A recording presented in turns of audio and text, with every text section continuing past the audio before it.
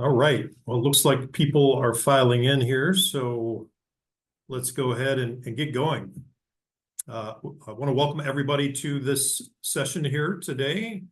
Navigating the unpredictable, mastering uncertainty and project controls is our topic. And it seems like maybe we struck a chord. We got a big group coming in here, so great to see. Thank you all for coming. We'll do introductions here in just a minute. But first, let's do a little bit of housekeeping. So, just want to make sure that everybody is aware this will be recorded. So AACE will make this available to all of you if you need to go back and refer to it. That'll be available through the recording, and it is eligible for CEU credits. So.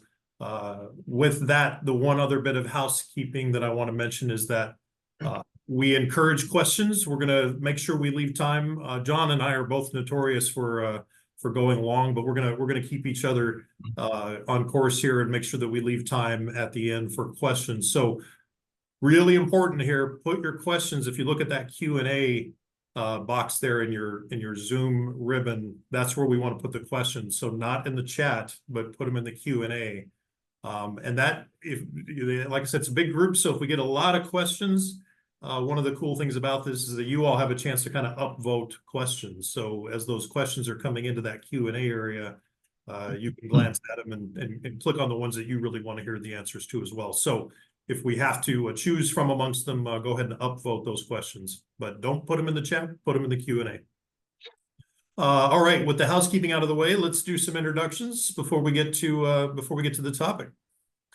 So my name is Brad Barth, Chief Product Officer here at InEight. We'll do a little bit of who is InEight here in just a second, but I came to InEight from a company called Hard Dollar, going way back. Some of you may have used Hard Dollar in the early days for estimating and project controls. Been at this for 3 decades or so on this vision that we now call InEight. That Hard Dollar became part of. So my role here is to kind of look after product strategy, product roadmap, and supporting our go-to-market initiatives. That's me. John, you want to tell us about yourself? Sure. My name is John Upton. I'm the Vice President of Product here at InEight as well. Currently oversee our field execution, cost, contract, and design management products. Kind of responsible for the vision, the roadmap, and the deliverables to help ensure that we meet the customer's needs.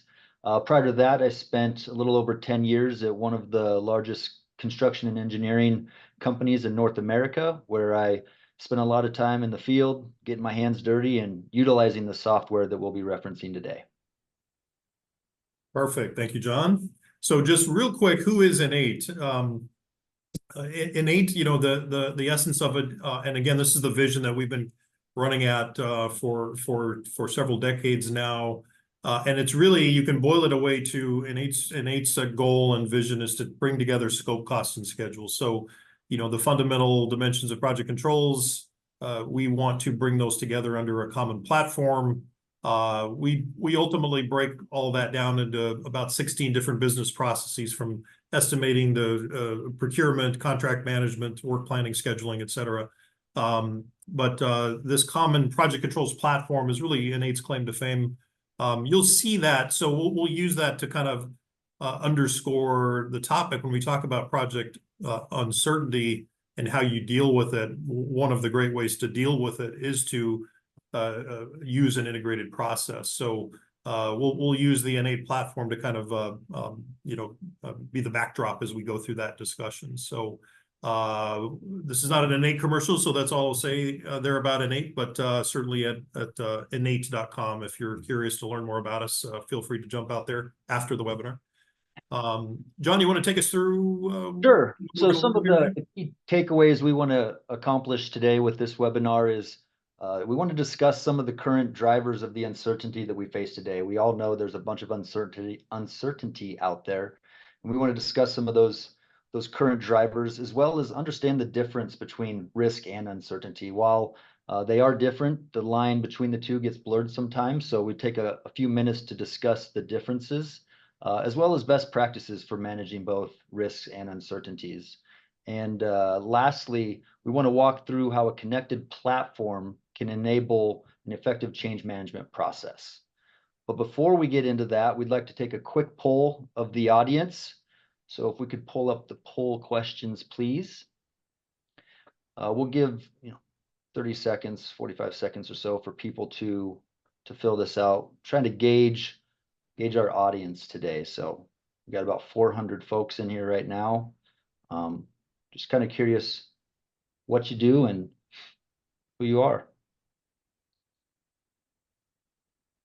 While that's coming in, one of the things that I think gives us a unique vantage point here at InEight is we get to sort of live vicariously through all of our customers, and we have them around the world, all different sizes, different types of work, and so we get to kind of see the industry through the lens of hundreds and hundreds of customers. So it's a great opportunity here as we go through this content to share with you all how we see the industry. So, but starting with, let's understand who you are first here with this vote. So. I don't have a timer going, but that's probably enough time. All right. Contractor, owner, engineer, pretty level. Makes sense. We've got 3 architects in there too, so. Estimators, project managers, great. Perfect. Nice. All right. Well, let's continue on.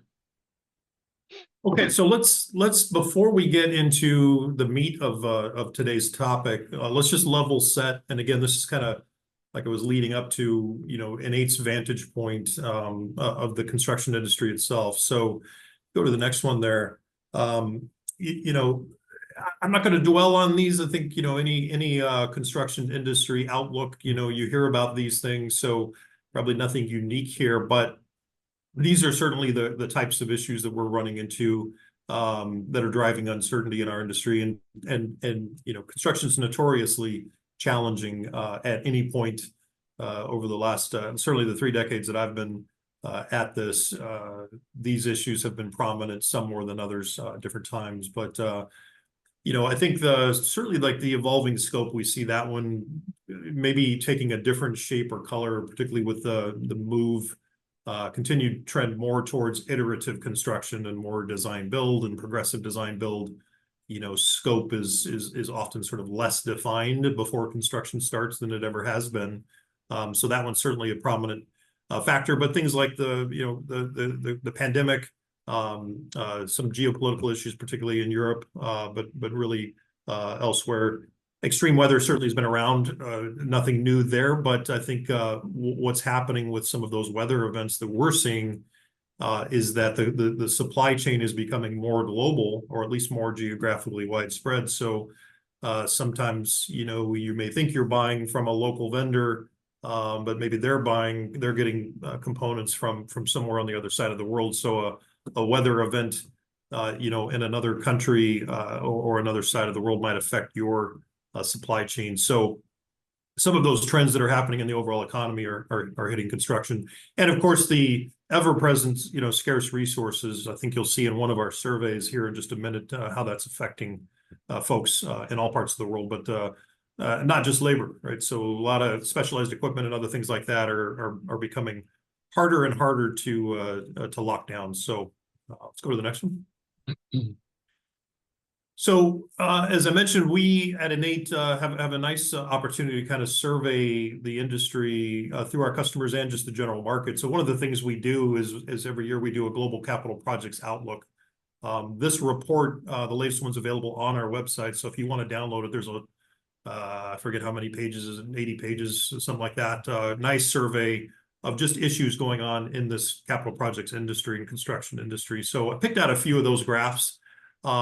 But, so first of all, do we have uncertainty in construction? I think you could say the answer to that question is yes, just based on this response, right? We've got, we're challenged as an industry to deliver projects on schedule and on budget.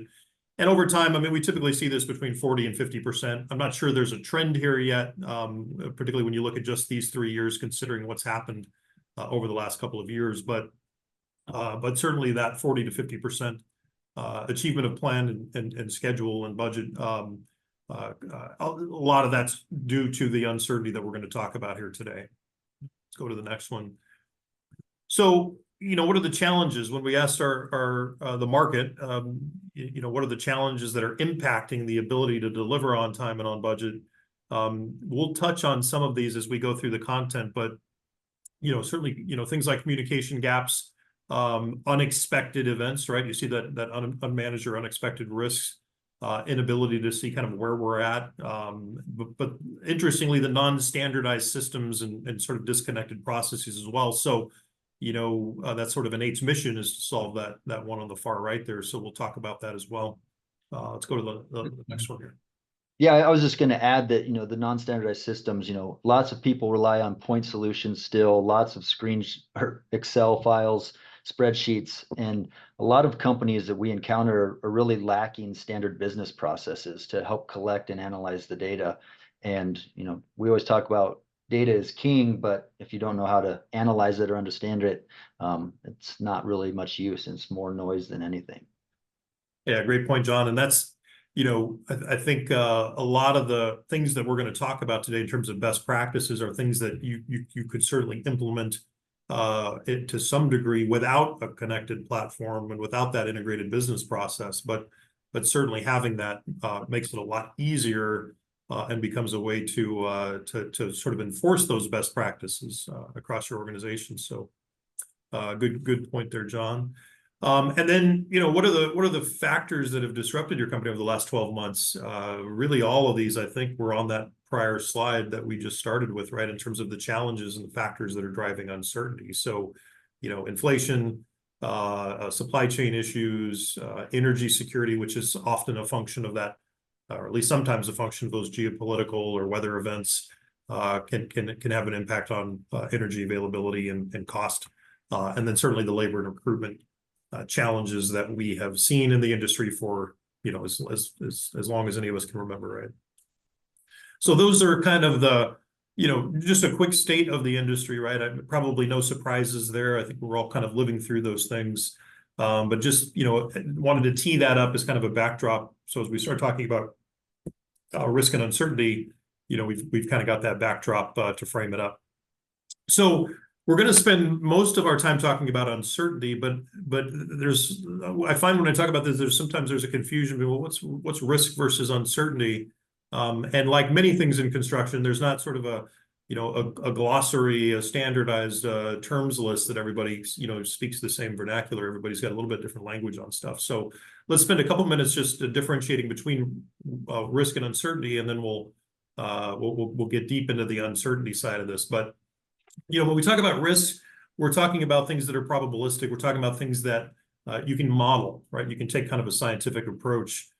You can sort of look at what are the potential outcomes, and then start to, whether it's through simulation or other models or just a lot of historical data, you can kind of manage those risks. And then if we go to the uncertainty side of that, it's kind of the other end of the spectrum, right? It's things that super difficult to predict, not really something that you can model, things that are completely unexpected. And maybe a good way, I like the dice icon up there. John and I were just at our annual Innovators event that happened to be in Las Vegas last week. And John, did you get into any? Did you partake in any risks that maybe the house had taken advantage of while you were in Las Vegas? Oh, I absolutely did. I'm not very good at managing risk when it comes to the casinos. They obviously mitigate risk very well, as they always tend to come out on top. But I have a few colleagues that like the roulette tables and basically throw risk out the door and just root on luck, sheer luck. But yeah, it'd be nice if the construction industry had the ability to mitigate risk the way that the casinos do. But well, it's a great example of the difference, right? Because I think certainly from my perspective, when I'm sitting at any of the tables or blackjack or whatever it is in Las Vegas, it feels random and it feels like the results are kind of chaotic and uncertainty, hard to predict. But certainly the house and the casinos have figured out how to model those outcomes, and they know perfectly well, given enough data, what are the outcomes. So great example there. But yeah, let's keep going. Let's go to the next one. So This is an area, again, just to make sure some of the terms are understood here. When we talk about uncertainties, you can break those down into foreseen and unforeseen.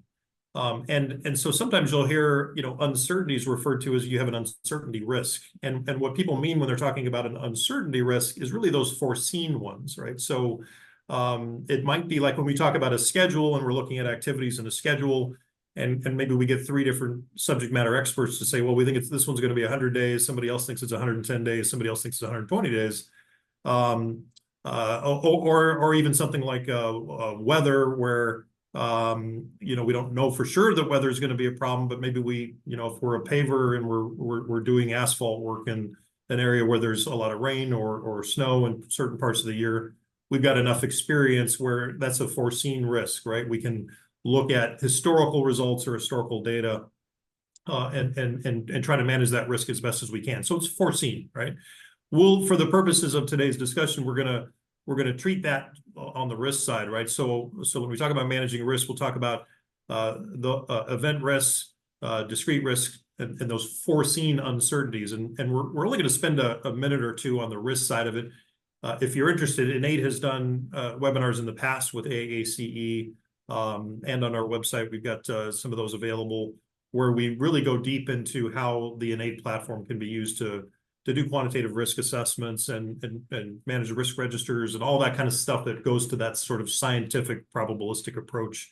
We're going to spend most of our time on the right side of this, on how do we deal with those unforeseen uncertainties.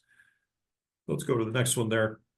On the risk side of it, it's really all about, creating a model. I always use the predicting the weather as an example, right? It's another example, just like the Las Vegas one.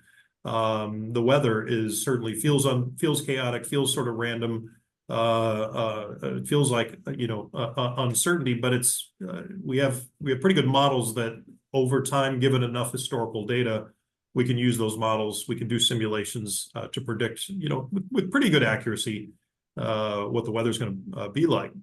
Whereas on the unforeseen uncertainties, when we're dealing with those things, these are things that kind of come at us out of the blue, right? These are things that we just didn't see coming. And on that side of it, as you'll see when we get into it, it's really about behavior. It's really about how do we respond to those things? How do we communicate? How do we make sure that we've got an adaptable, flexible approach as those things come along? So, like I said, let's spend a minute here just talking about risks, and then we'll spend the rest of our time on the uncertainty side of that. So when we talk about risks and more of that scientific approach and that probabilistic approach, some best practices, certainly fostering a risk-aware culture is critical. We need to make sure that we're thinking about those risks early and often, that it's a part of our process, right? It's not an afterthought. And it involves all stakeholders, right? Those risks are gonna exist not just in our own company, but if we've got a JV partner, if we've got suppliers, and if we're the owners, some of those risks are on us. So critical to get all of those visibility of those risks across all stakeholders. An active risk register, right? We need to have a centralized place where we're listing those risks or opportunities. We always talk about risks as a negative, but sort of the positive risk, which could be opportunities, right? And move up the schedule or move down the cost. So getting all those in a risk register, and that's what's going to allow us to do those qualitative and quantitative assessments and analysis across those risks. How do those risks affect our schedule? How do they affect our budget and our ability to deliver the project on time? And then number 6, a lot of that stuff as you look around and thinking about what drives those risks. Some of that supplier risk, might be in a contract management system. Some of the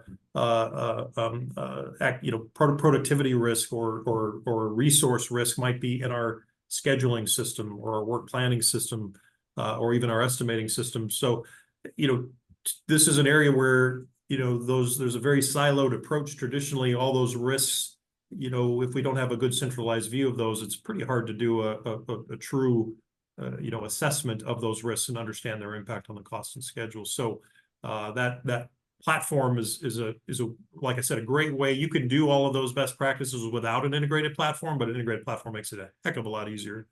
And like I said, lots of information on how InEight's risk management system can come into play on that sort of left side with those risks. But here you see an example of a Monte Carlo based approach where here we happen to be looking at the budget, but we could also be looking at the schedule. And those red column headers are telling us, hey, what kind of contingency do we want in our budget or our schedule based on maybe we want a 90% certainty or 80% certainty, or 75%. Let's go through, do simulations and assess those risks, and look at what are some logical contingencies both in duration and cost. So the InEight platform can be used to do that. Certainly that can be done manually too, just a whole lot harder. So that's all I'm going to talk about on the risk side. Like I said, we're going to spend most of our time here on the uncertainty bit of it. So same thing here. Let's start with some best practices, and then I'm going to turn it over to John to take us through, what that looks like in dealing with these uncertainties. So having contingency plans for critical work. You might say, well, how do we have a contingency plan if it's unforeseen uncertainties? Well, a contingency plan is all about what are the critical items that if they go wrong, they're going to have a ripple effect or a severe effect on the budget or the schedule. So we can have contingency plans even without risks, right? We don't know what they are, what those risks are, but we can still have a plan B and a plan C. Understanding the schedule relationships and dependencies is certainly important, right? How do changes maybe to our costs, do those affect the schedule? Changes to the schedule, do they affect the cost? And even just within the schedule, right? What are the things that are most likely to, if this gets delayed, what are those critical items in the schedule that are going to push everything down? Be flexible and adaptable. I'm sure John will talk a lot about this, and this is that behavior part that I was talking about. As these unforeseen things come at us, we need to be ready to deal with them. And a big part of that is communicating and collaborating, right? We can't solve those unforeseen those uncertainties without a lot of communication, a lot of collaboration internally and across the stakeholders. And again, lastly here, this is an area where an integrated platform for managing that change, much like risks, is embedded, throughout, the project controls domain. Managing these changes as they come along is in the same bucket, right? A lot of siloed approaches to dealing with these changes as they come along, where an integrated approach can really make that a lot easier. So with that, over to you, John, and talk us through how that can come into play here. Appreciate it, Brad. So uncertainty is chaotic. I mean, there's no sugarcoating that, but lots of times it can be disorganized chaos. So this is just an example. We run into an issue out in the field. Foreman somehow has to notify the office, whether it's over a lunch break or send a picture email to the office. We got lots of back and forth collaboration with the client. Do we need to fix this? Who's going to fix it? When? We have to price out the issues, not only utilizing our budget rates, but markups and figuring out what we're going to charge the client for this. We got to notify the scheduler. Hey, do we have enough float in our schedule? Is this affecting the critical path? Do we need to do a TIA? We can't self-perform all this work, so we got to notify our vendors and get a vendor change order. Well, then once all that information is compiled, we got to get an executed change order. And then at the same time, we got to maintain our budgets and our forecasts to update our projections to be as accurate as possible. And as you can see, there's lots of lines of communication in this process, lots of disjointed steps, likely with point solutions. You got spreadsheets, a lot of duplicate entry, emails, phone calls, all of which, really give room for error with data discrepancies. But what if all of this was in a connected platform and these steps, ran simultaneously and there was no duplicative data entry? So let's take a look at what that might look like. So out in the field, the foreman noticed this pipe. It's not supposed to be where it is. So having an integrated solution on his daily plan, on his iPad or his iPhone, he can snap a picture. And if the client rep is out in the field with him, they can sign off on this daily plan and get an email of a daily report emailed to them directly after the daily plan is approved. At the same time, they can click a button that says send issue, kind of on the top left there, and that's going to create an issue in our issue log. And with it comes all of the associations, such as the name, the location, the date, the picture, any task that might be affected by this operation or this issue in the field. And as well, they can, notify the scheduler. So with the click of a button, I can send an email to my scheduler and say, hey, we have a potential issue. We need to start looking at this immediately. I guess with any uncertainty, timely collaborative communication is key into getting this issue resolved in a timely basis so that one, it's not affecting the rest of your operation or project, but you can get it sorted quickly so that you can move on and move past it, which we'll discuss a little bit more here. So I send an email to the scheduler. He's going to start working on that schedule. RFI, I need to have some correspondence with the client. So directly from that issue, I can create an RFI. And with it, again, since it's integrated, all that same metadata comes over into the RFI. I can add any additional information that may be needed, and then seamlessly send this over to the client through workflows.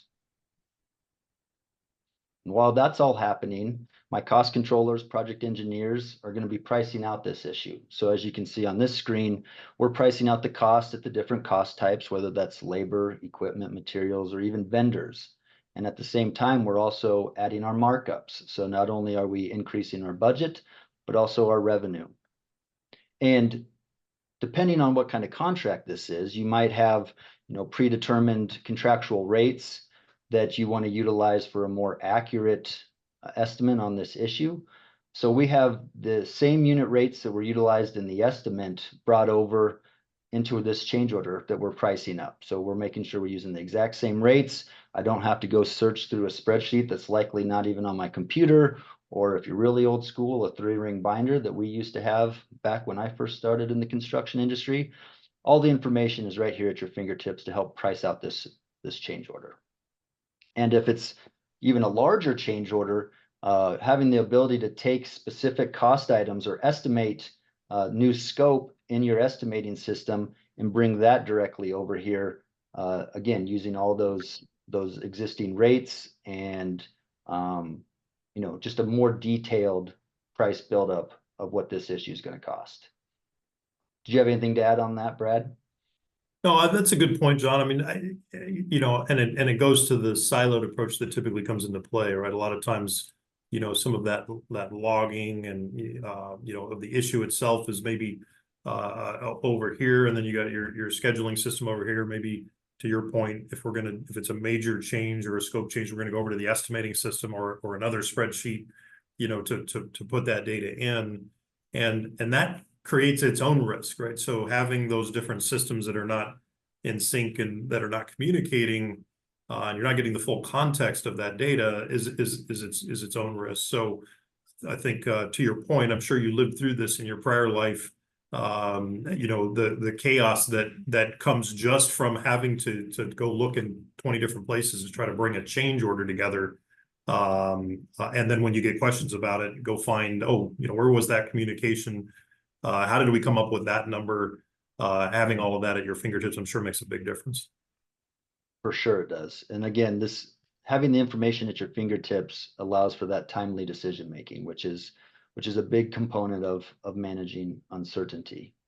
So now as we're pricing this change order up, my cost engineer, project manager has full visibility into this activity or this issue. So I can see I have a new task in my cost breakdown structure. It's identified as being associated to an issue. And I can also see real time how much this issue is potentially going to cost me. As of right now, it's just issue cost. You'll notice on the right-hand side, my forecast, I'm not forecasting anything yet because we haven't got any type of notification from the client yet on whether to proceed or not. So it's just giving you a reference without having to, build a big pivot table in a spreadsheet. I got all that information at my fingertips, and I'm aware that, hey, there's a $30,000 issue out there that we may have to account for in our projections. But at this point of this game, it's still just an issue, and we're not doing anything with that cost. And remember when I sent that email to our scheduler? Well, since I've done that, he's been working with superintendents, other stakeholders to figure out, what's the potential schedule impact of this unforeseen site condition. And so what we are able to do here is take a snapshot of our active schedule, which is like the light pink activities that you see there, and create a variance report directly in the app that shows adding that new activity is going to potentially push out the rest of that Washington Street work 18 days. So it's like a what if analysis that we're able to print off, associate, or link to that issue that will be part of the package we present the client as we execute the change order. But it gives you the ability to, mess around, get your, like we said, a what if schedule. But that's assuming that we know it's a dead line. What if we don't know if it's dead or if it's live? At that point, we might add a risk event. And so in this example, we added a risk event for this DIP removal because we don't know if it's live or dead yet at this point. And what's that going to do to the schedule? So this kind of takes us a step back into the risk side, but I think it's important to note that, even with uncertainty, it can turn into risk. Once you realize that the issue at hand, we give you the ability to throw it into the risk register, run your Monte Carlo simulations. Even, I don't know, Brad, if you wanted to touch on some of the other availabilities of this risk matrix. Yeah, and that's a great point, John. Something that might start off as an unforeseen uncertainty can certainly turn into something that you can model and that you can take a probabilistic approach and treat it as a risk, right? I noticed one of the questions that came in, why is scope change treated as uncertainty rather than risk? And my answer to that would be, I don't think you can universally classify any type of change as one side or the other. So, for example, a scope change, if you've worked for a certain owner, or a certain engineer, then you're on the contractor side, and you've got a long history of change orders coming, perhaps in a certain type of work in a certain discipline. Maybe the earthwork quantities are always wrong, so there's always going to, we're expecting a change order. There's going to be some additional scope added around that. So if you've got enough history of it and you've got something that you can run through a probabilistic model, then treat it as a risk, right? So a scope change could be that, but a scope change that sort of comes out of the blue, there was just no way to anticipate it, and there's no historical data on which to model that. Then then the best we can do is handle it as an uncertainty, right? So yeah, if it starts off as an uncertainty and then turns into something that now that we sort of know what it is, and maybe that new scope maybe starts to get defined, to John's point, maybe we understand better about the nature of it. Now let's move that over to the left into the risk side of the ledger, and put some data on it. So one of the things you're seeing here on this screen a little bit is we could take that, whether it's a new activity that's been added to the schedule or an existing activity, and start to kind of do your 3-point estimate on it in terms of let's figure out sort of what's the min, max, or most likely on that risk. And behind the scenes, we could also score that risk in terms of what's its likely impact on cost, what's its likely impact on duration. So as long as you're doing that best practice, like we talked about, is just continuing to add those things into your risk register and score them and associate them appropriately. What you're seeing here is the platform itself can then do, through that Monte Carlo analysis and through its risk calculations, it can come up with what is the likely impact on the cost and the schedule. And the nice thing about that is that it's not just an opinion at that point, right? You've taken the data, you've fed that data into this machine, it's done the simulations, it's done the model, and here's an answer that you can defend, right? That stands up to scrutiny. Yeah, valid points, Brad. Appreciate it. So now we're doing all this again, real time, everything's connected. We need to reach out to the vendor because we're gonna ask them to perform some work. So while we were pricing out that change order, we have the ability to create a vendor change order, as we call it. And with that, again, comes all the metadata that we've already attached to this issue with the RFI, drawings, if their drawings are applicable, and we're able to send this to our vendor through an automated workflow. And what that's going to do is now within that contract for that sub, we have the ability to see, hey, if I'm a contract administrator responsible for this contract, I can see, hey, there's a new line item that has a vendor change order against it with the price of $10,000. Nothing's executed yet, so it's still a vendor change order. It's pending status, but I have complete visibility into all the details behind that. And once we get all this information put together, then we're going to go out to the client to execute this change order. But currently it's still in the pending status. So within our cost breakdown structure, we see that the issue cost is now transferred over to our pending budget cost. And what this allows us to do is we know that we're going to have to do some work.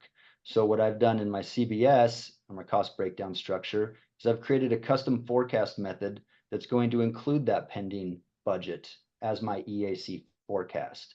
And this just gives you more visibility earlier, sooner than later, to update your financial projections so that you're not getting, a major swing at the end of the month or the end of, the quarter. We're able to project this cost in our forecast before the change order is executed. And there's pros and cons to that. Some business units are very strict in how they handle that. Some are a little more loose, but this is an opportunity to include that before it's actually executed. And with all this stuff being interconnected, all the RFI, the pictures, the drawings, the price, the schedule, all of that's automatically associated as a supporting document to this change order that we can now send through a workflow to the client and have them approve with an electronic signature, DocuSign, all seamless, all connected, and hopefully in a timely manner. And last but not least, we have to obviously update our budgets and our forecast. And if I come back to that contract now, I can see that my commitment is increased by $10,000. I have a new line item on my purchase order.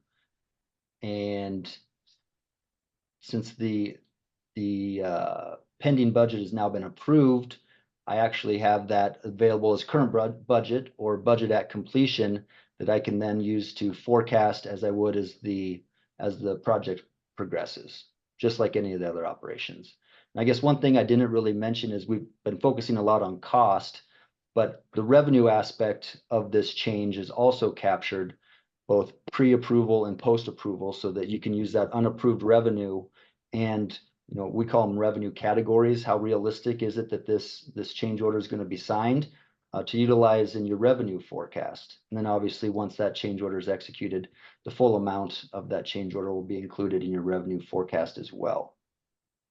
So as you can see, I hope we've been able to highlight, how a connected platform enables a timely collaborative communication that helps mitigate the chaos that we call uncertainty. John, before we keep going, I noticed one of the questions you kind of touched on a little bit, but one of the questions we got was, do subs and owners interact with this data, or is this designed for prime self-performing contractors? You want to talk a little bit about, kind of that multi-stakeholder collaboration that? Yeah, my answer would be everybody's touching this data. We talked about, the vendor change order and being able to have them price up their scope of work. Going back to the schedule, you can invite the subcontractor to actually mark up the schedule in that what if scenario. We have a feature that we call the markup feature where all stakeholders can provide their feedback on, what's the risks associated with this work, what's the duration, and that can all get compiled cumulatively to analyze, based on all the stakeholders' recommendations, what do we really think the impact of this issue is going to be on the activity. Same with the owner, the RFIs, the change orders, even going way back to the beginning step, notifying that client as early as we possibly can, hey, we have an issue with that automated daily plan report going to the client rep so they can get things started on their side. I think this touches all aspects. It's not just meant for the self-perform, but all stakeholders on the project. Do you have anything to add on that, Brad? Well, and again, I would assume one of the benefits of that is, by getting everybody onto the same platform, you've got audit trails, you've got correspondence going back and forth that you can look through, as opposed to a lot of that happening on the side through emails, through phone calls. You've got all that you've got that traceability, which is, important, obviously, when we're dealing with changes and change orders, if we end up in disputes and then court and all that fun stuff, having all that background and those audit trails is super handy. Yeah, auditability that's a good point. That's key in all of this, making sure all your ducks are in alignment and you have all the correspondence in one location, that you don't have to go search through SharePoint sites or, somebody's desktop versus another. So that auditability is a big key. And we don't really touch on it here, but every one of these actions is also tracked in an audit log. So you can see who's doing what, when, and also the result of these changes. If, a budget increased, who approved that budget, when, what was the before and after values. So yeah, traceability is also a key component of this process. I think it also sets the stage for be curious to get your take on this, John, but sets the stage for how AI can help too. I mean, there's a lot of interest in AI, given the general developments in that tech over the last couple of years. Certainly, we use AI already inside of InEight when it comes to things like risk. We can surface risks that if you from your as-built schedules in the past, now we've got that sort of same scope, new project, the AI can go back and look at what risks have we experienced on that same scope on prior projects. What's a logical, sequence of the work to do your fragments and your schedule. So there's a lot of things that we're doing with AI, but certainly, the key of, and this is one of the questions that came in. The reason I'm focused on this: what potential does AI have today to support risk management? What does the future look like for AI?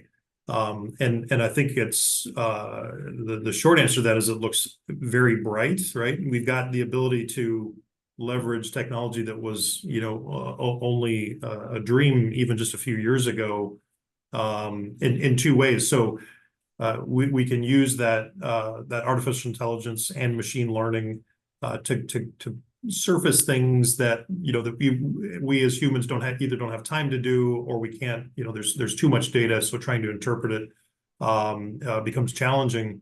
AI can kind of cut through that noise and surface things that are really meaningful.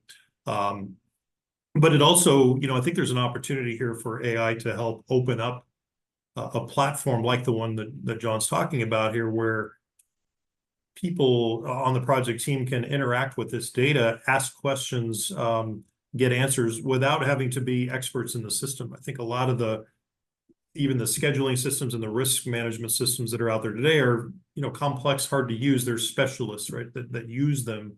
Part of what InEight's trying to do is kind of open that up, make it more accessible. So you can sort of talk to the system in natural language and that kind of stuff. But all of that depends on having good data.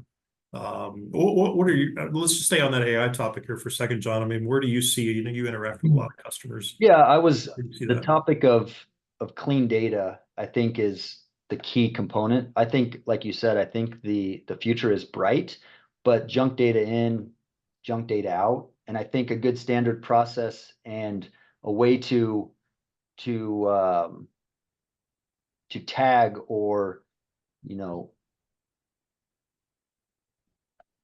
I guess tag is a good word, but because we have a benchmarking feature where we group like work with a special account code or a chart of accounts, and if you're tagging work consistently, the system can compile all that information and tell you, based on this scope of work, change orders are X, Y, Z likely, or this percent likely, and the cost impact or schedule impact based on all the data from across your organization could be compiled to give you, some output that, like you said, you don't have to be a genius in any of these one applications.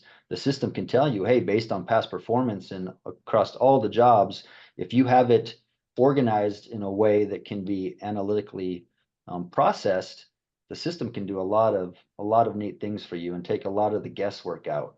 Obviously, there'll always be a human component to it, making sure you're tracking work consistently across the organization, which requires, pretty stringent business processes. But I think if you can follow or adhere to that, I think there's a lot of benefit that can come from AI and the way that we can realize, I mean, can't really say the likelihood of uncertainty, but because that's more of a risk, but it could definitely help you in the long term with managing and planning for that uncertainty. Well, and that opportunity, staying on the AI subject here, I see a couple questions on that. The opportunity to leverage the advancements in AI tech, part of that's what's leading. We all see the trend, and InEight's not the only one going down this, integrated, project controls platform. There's a number of companies that are doing that.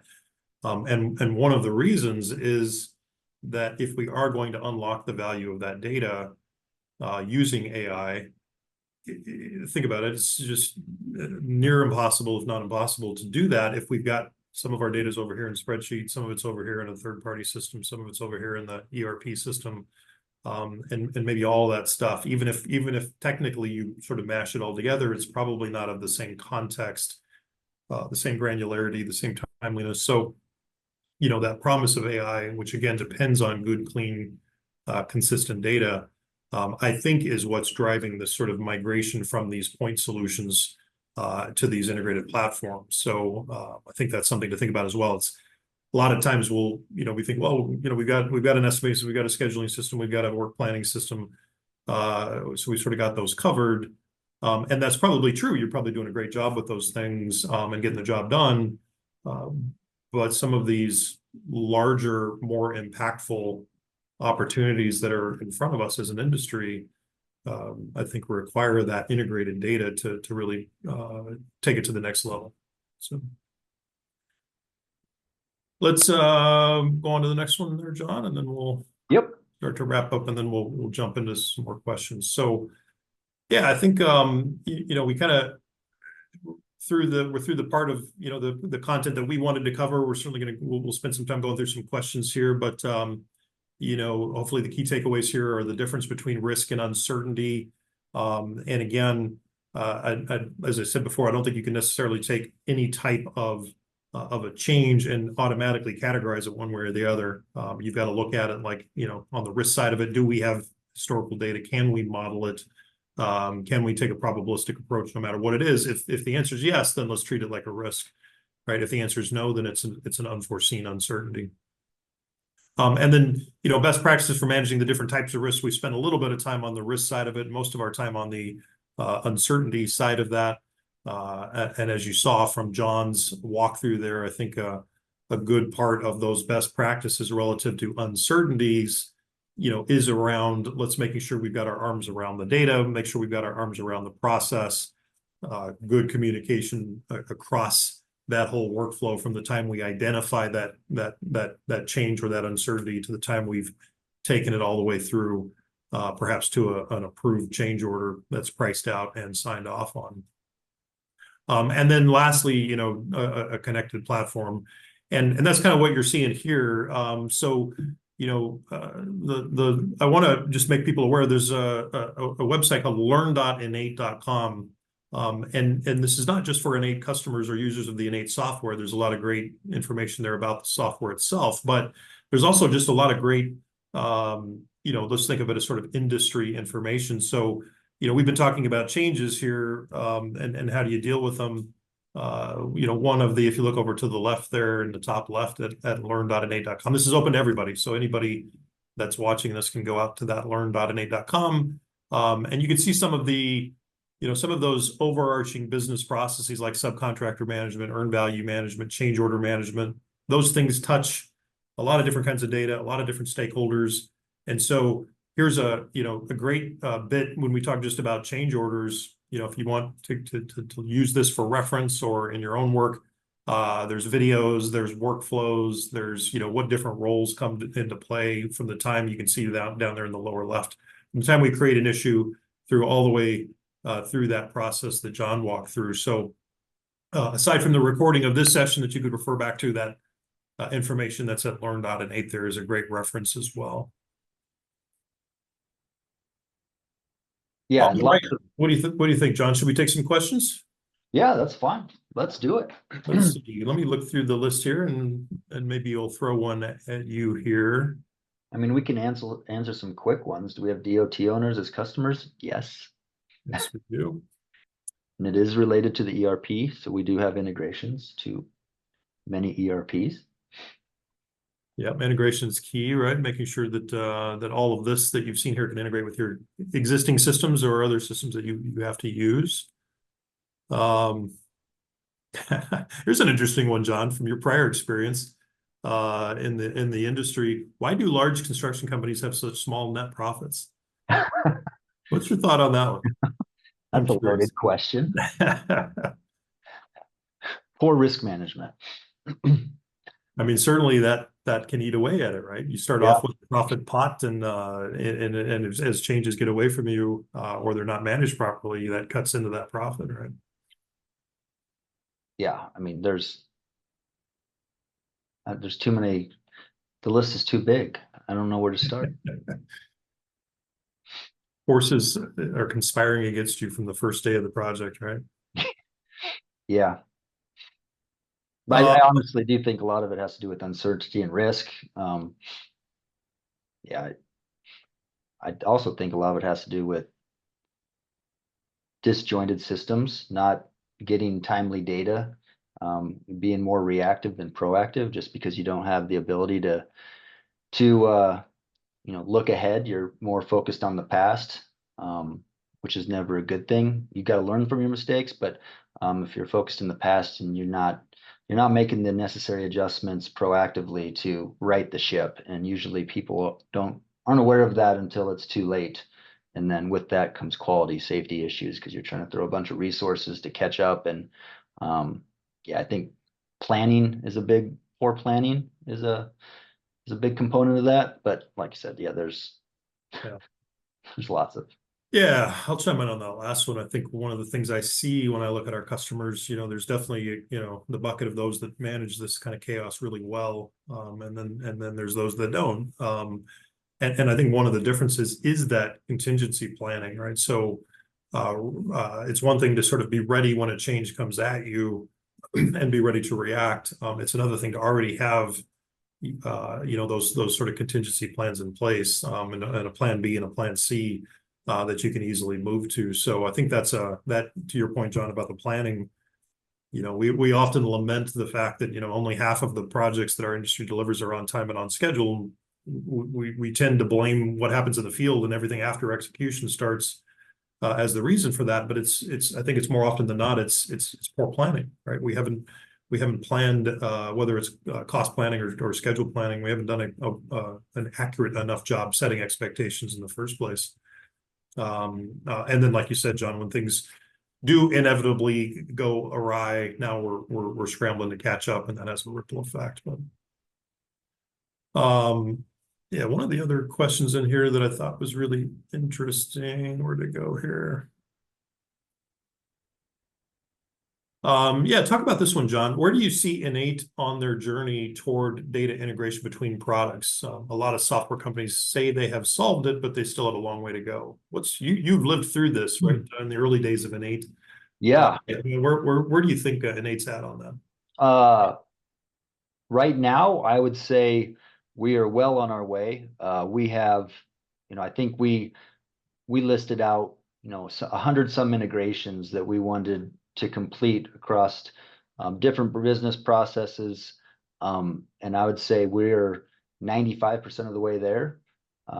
There's obviously we're not 100% of the way there, but we do have the plan to tie some. I just saw a couple things. Do you have one-way, two-way communication with Project Primavera?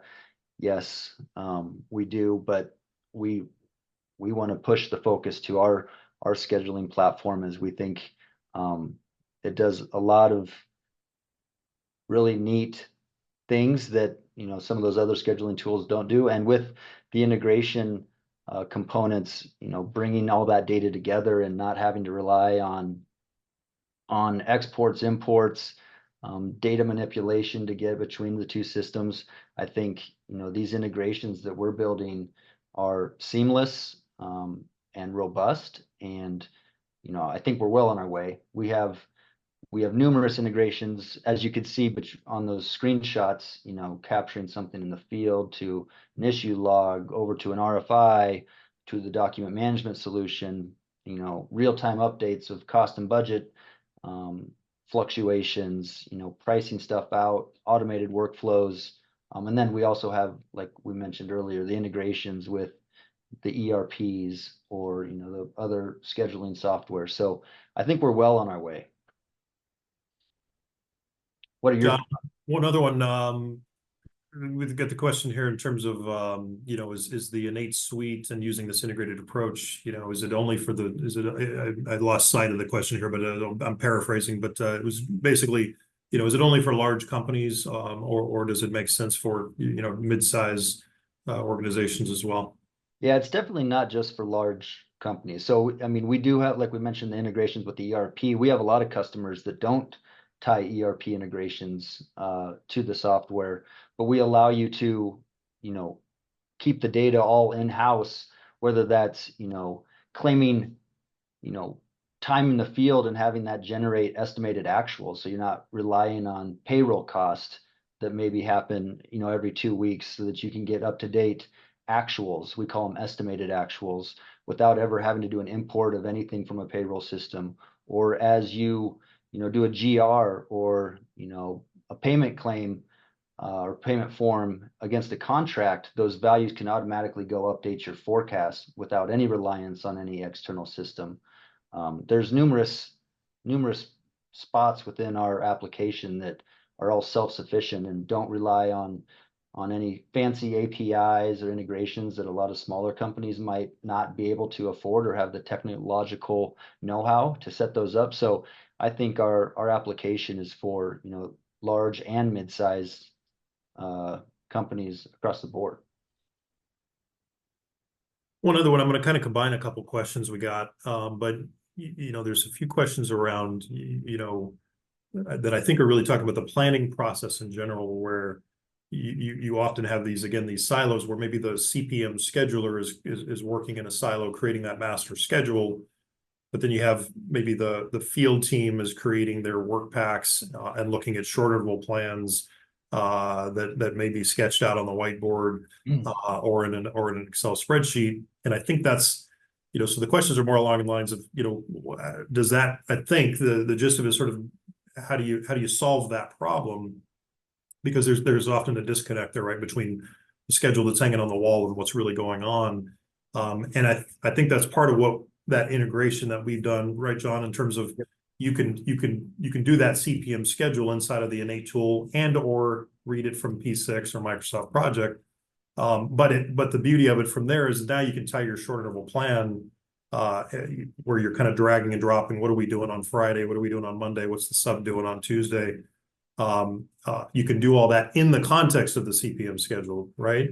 100%. Yeah. So way back in the day, we had those 3-week, 4-week look aheads on big whiteboards across the trailer, and we do our updates, and then the scheduler would have to come in and go manually type in his updates against the CPM schedule. But with our short interval planning, you can have context from a work package into your short interval plan that you can plan out against your CPM schedule and see as tasks shift, does that affect your CPM? And if so, click of a button, you can update your CPM based on those adjustments. And there's a lot more that goes into that, but having that integrated platform really helps along the lines of the planning phase, and making sure your short interval plan is in context to your CPM and making sure they're keep in alignment, I guess. Perfect. Well, let's, I think we're right at time here. So maybe just go to that last slide there. And while he's bringing that up, I want to thank everybody for attending today. Hopefully this was valuable for you all. I also want to thank AACE for giving us this opportunity to speak with you all today, and the great work that AACE does in our industry. So kudos to everyone at AACE for making this possible. We'd love for you to take a photo of that barcode and scan that barcode and do a quick survey. We love feedback, whether it's on our products or sessions like this. We always love that feedback. So John, thank you very much for the great insight here and taking us through how to how to deal with the uncertainty in project controls and how to master that. Thank you. Very much. And again, thank you to everybody out there for listening. Have a great rest of your day. Thanks, everybody.